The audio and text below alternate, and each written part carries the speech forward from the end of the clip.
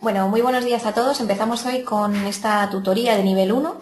Como sabéis, estamos en la tercera evaluación, que está dedicada enteramente al bloque de literatura, ¿vale? En esta ocasión no vamos a dar lengua, no vamos a repasar todas las normas y demás que hemos ido viendo en el temario. Eso no quiere decir que en cualquier momento que dudemos cómo se escribe una palabra o cómo podemos redactar un comentario de texto, tengamos que volver a los temas anteriores, ¿vale? Pero nosotros en esta tercera evaluación nos vamos a dedicar a remarcar lo más importante de la literatura.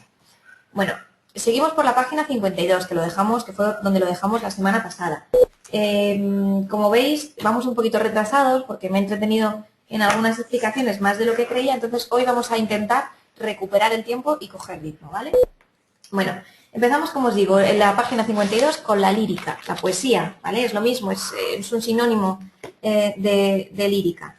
Como sabéis, pues pertenecen a la lírica las obras que sobre todo y fundamentalmente expresan sentimientos, estados de ánimo del autor, de un personaje.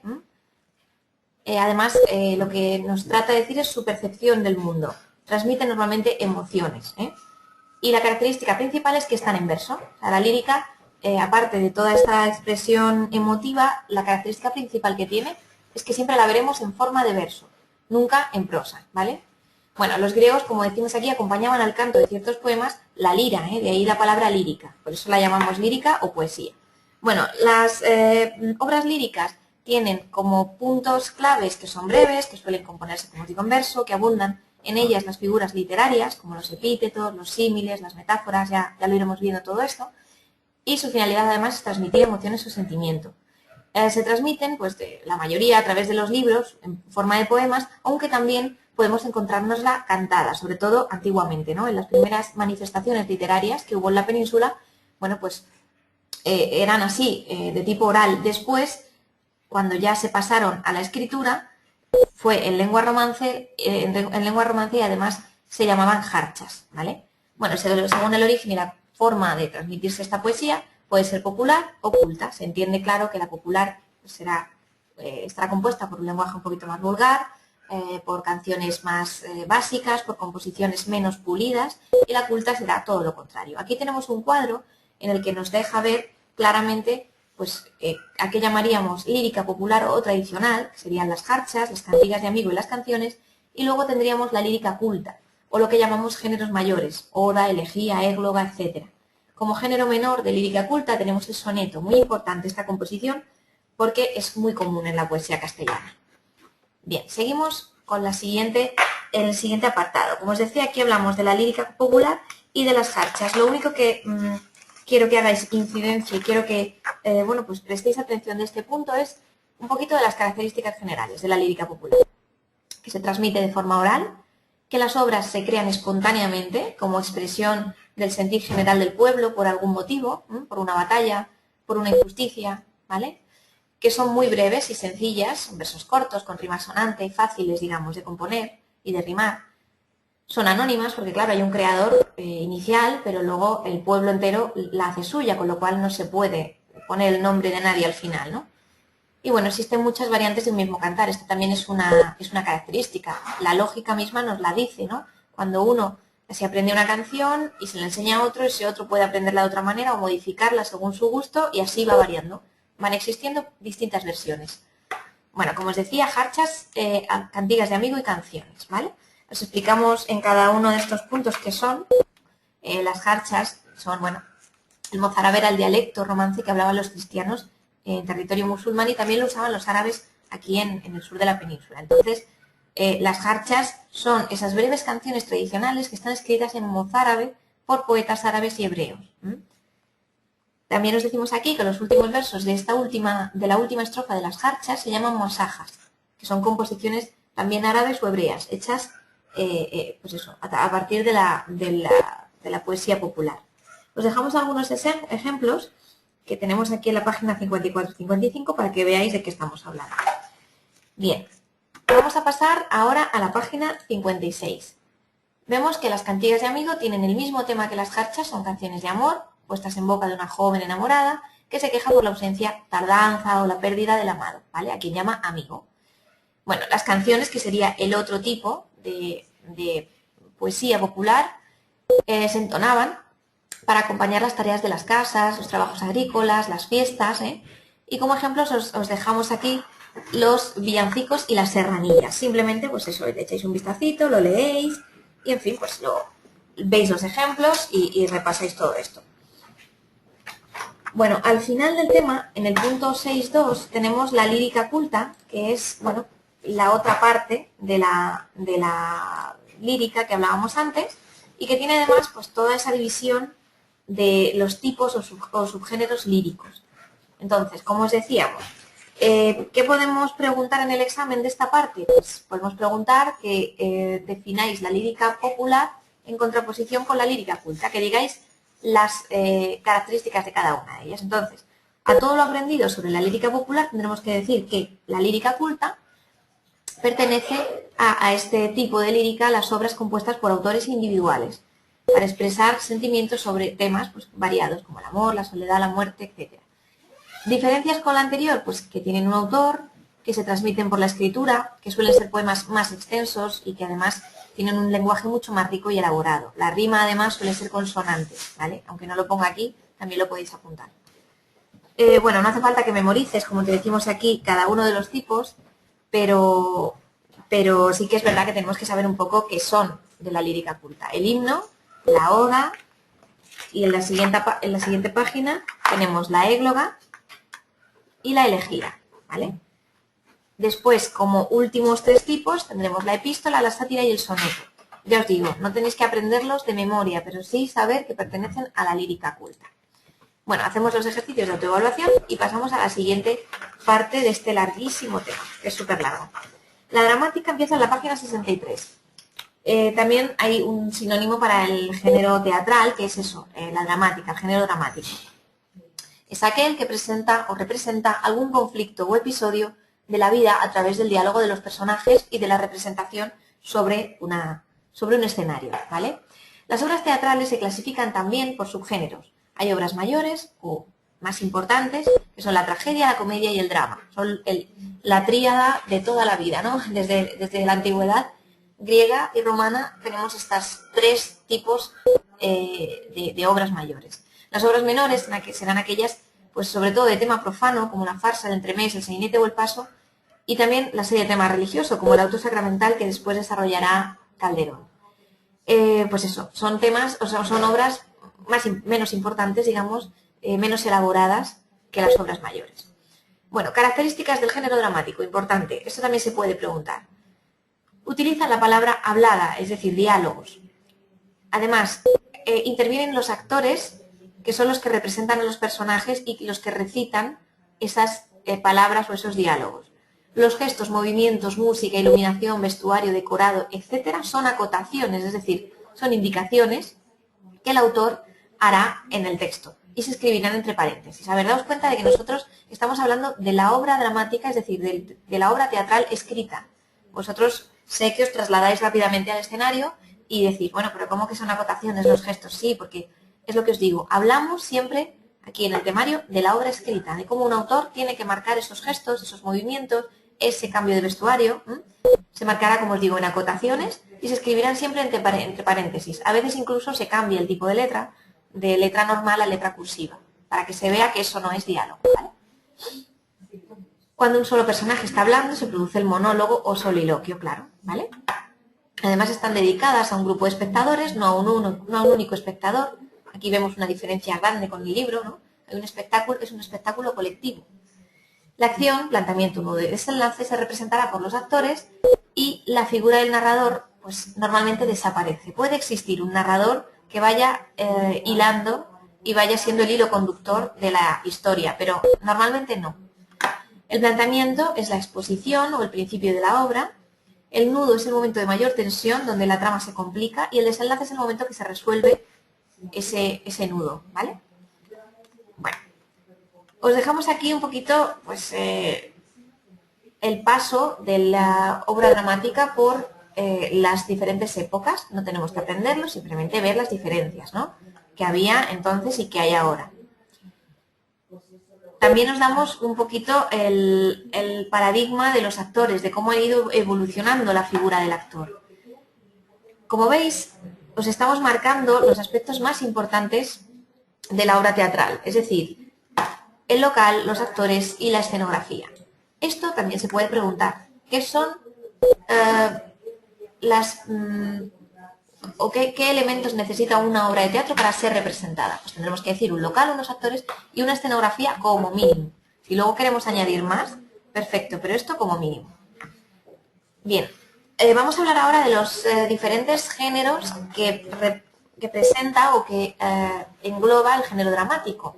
La tragedia es el primero de ellos. En una obra dramática, digamos que la tragedia se caracterizará por tener un final fatal. Acabará generalmente en la muerte o destrucción moral, económica, física de los personajes principales, ¿vale? Bueno, eso es lo normal. La tragedia moderna, bueno, pues destacará el papel de Romeo y Julieta o de Hamlet, por ejemplo. La comedia, segundo género dramático. Una comedia tendrá pues, lo contrario que la tragedia, el final feliz, pretenderá divertir al público y se basará en la vida cotidiana.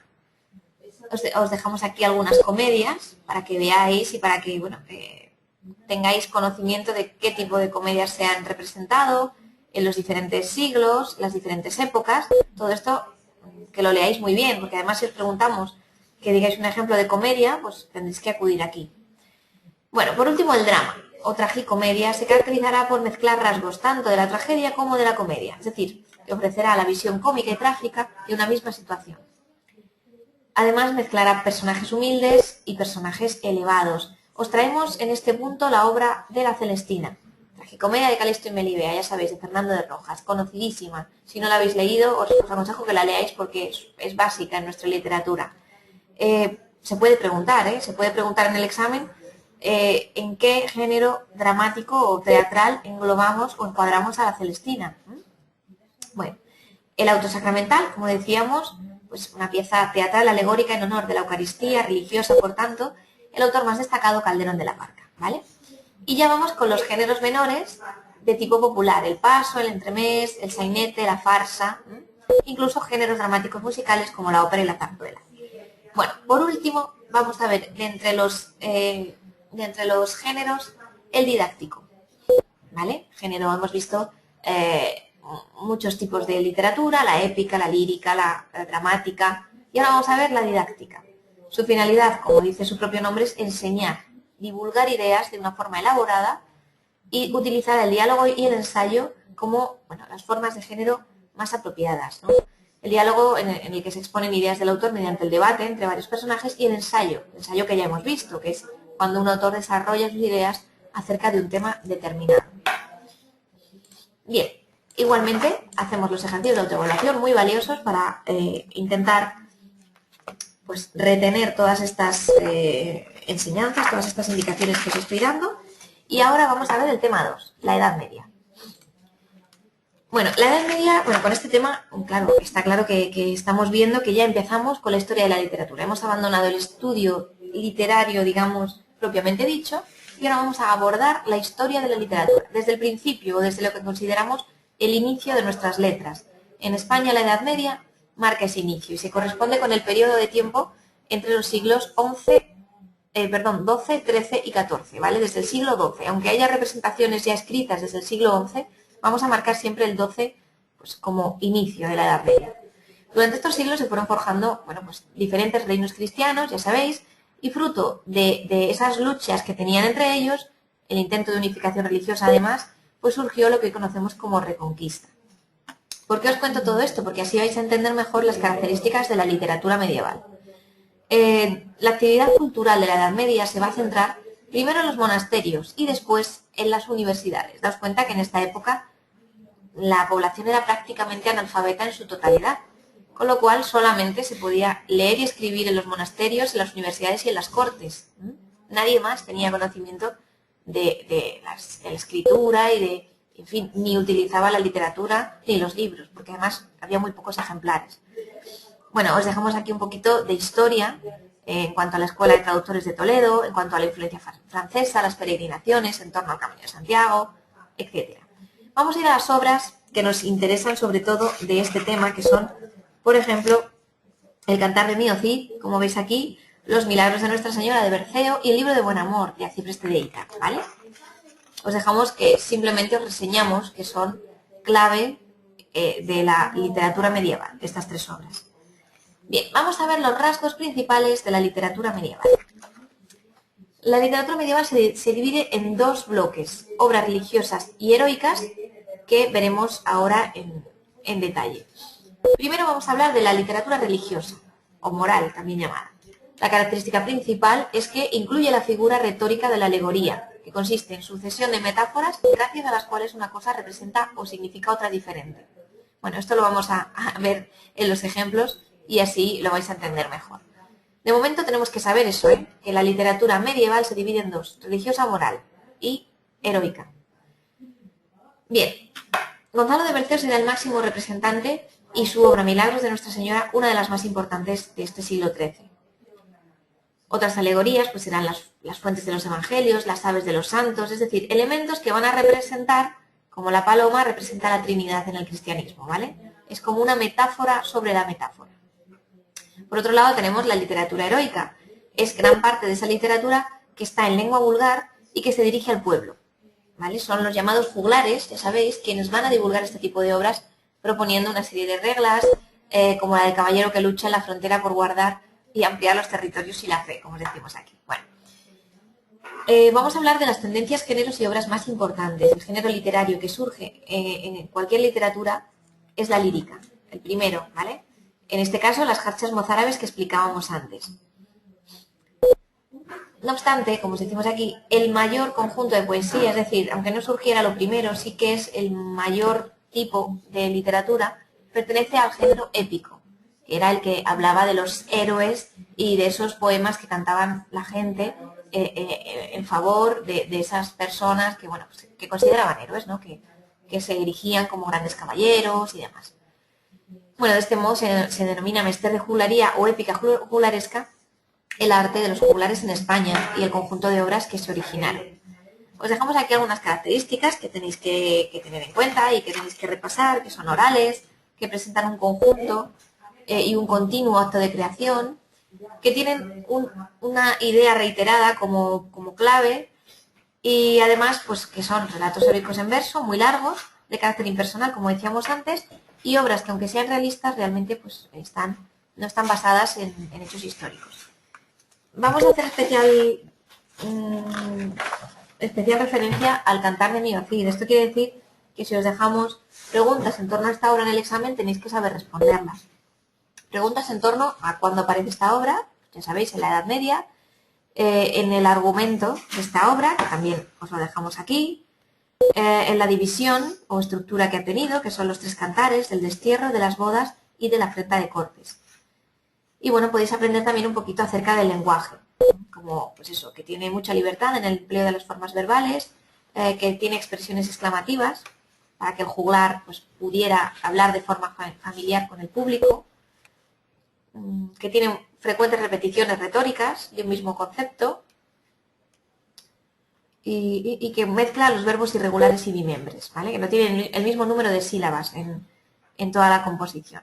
Os dejamos un fragmento del Cantar de Bodas que, bueno, debéis leer y aquí os dejamos una pequeña reseña a los otros cantares épicos de este momento literario. Bien, pues visto esto vamos a ver el Mester de Clerecía.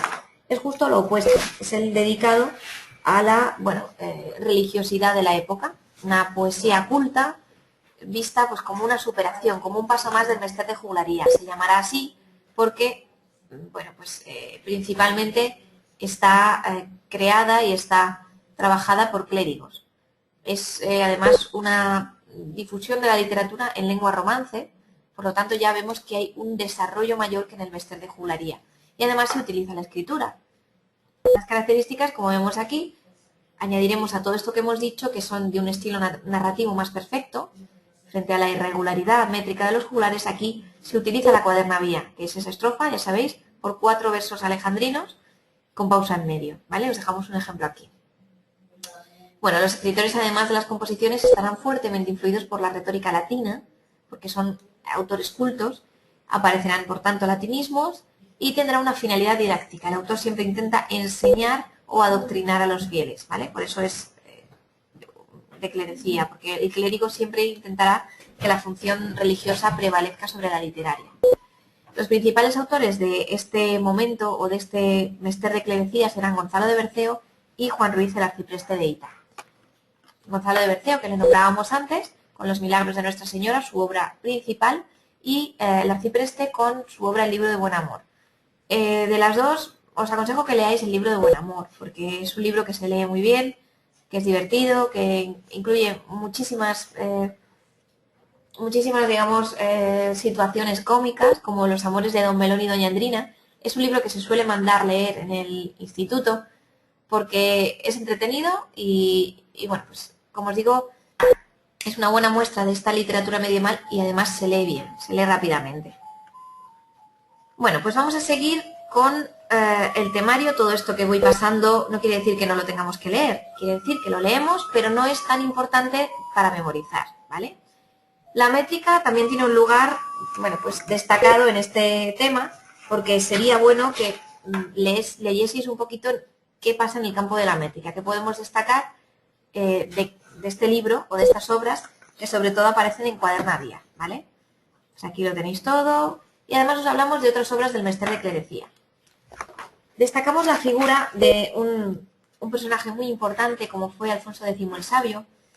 Y precisamente fue importante porque se encargó de realizar esa labor de recopilación y de elaboración, o reelaboración, mejor dicho, de materiales, de manuales, de libros de diferentes aspectos. Entonces, siempre se le recordará porque, bueno, ha sido el primero, digamos, que pudo elaborar una biblioteca, o se encargó de elaborar una biblioteca y un corpus literario amplio escrito en nuestro idioma y bueno, pues contribuyó enormemente al desarrollo del castellano. Entonces también nos podemos preguntar por este personaje. Vamos a seguir en la página 88, en la época de transición, que está del medievo, la época medieval al Renacimiento. ¿Por qué lo vamos a hacer? Pues porque a continuación, en el tema siguiente, vamos a ver el Renacimiento. Entonces tendremos que tener en cuenta cuál fue la época de transición que estuvo entre ambos momentos literarios. Bueno, como os decimos aquí, la llegada del siglo XV produjo una serie de transformaciones en el ámbito político y social que se van a manifestar en la literatura. Entonces, vamos a hablar de la lírica culta castellana, que no empieza su camino hasta que acaba el siglo XIV, o sea, siglo XV ya, y en la que los trovadores eran atraídos a la corte, ¿vale? Rivalizaban incluso con los propios cortesanos y surgían de esta forma multitud de poetas. Era algo muy prestigioso ser un poeta que escribía en castellano usando esa poesía artificiosa. Os hablamos de los temas, en fin, de las características, y en esta época de transición destaca la figura de Jorge Manrique. Normalmente la poesía y la obra de Jorge Manrique aparece en algunos exámenes, pues bueno, porque es un autor muy representativo, es el mayor poeta del siglo XV de nuestro país y la crítica ha dividido su obra en tres grupos: amorosa, burlesca y moral. La obra más importante será la de carácter moral, en la que las coplas a la muerte de su padre, que son 480 versos, es una de las más valiosas elegías de la literatura. Bueno, aquí os dejamos un estudio muy detallado para que leáis tranquilamente en casa, para que subrayéis, para que marquéis lo más importante y además de aquí sí que os digo, puede aparecer perfectamente uno de esos versos.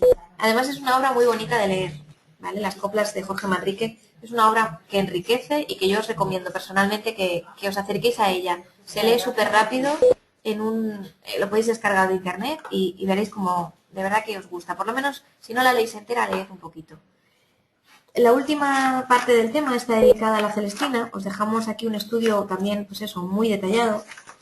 Y igualmente, esta obra, precisamente por el tiempo que le dedicamos en el temario, puede aparecer en el examen, ¿vale? La Celestina es una obra que refleja claramente la sociedad medieval y, como os decía antes, siempre se manda a leer en los colegios, en los institutos. Así que os recomiendo que si no la habéis leído, por lo menos os acerquéis a alguno de los versos.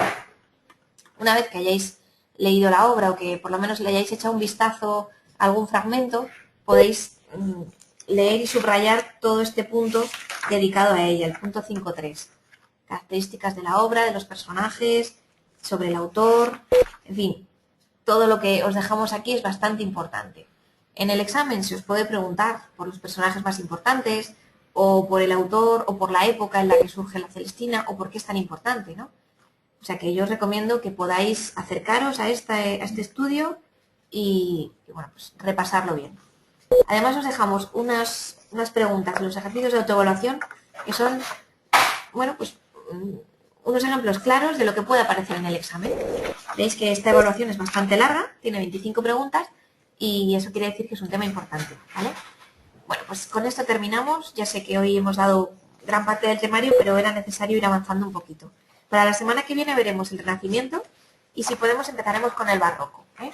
Así que ya sabéis, no nos queda mucho antes del examen del día 26. Espero que estéis estudiando mucho y ya sabéis, cualquier duda que tengáis, pues no tenéis más que contactar con nosotros. Muchas gracias a todos y espero que os haya servido de ayuda.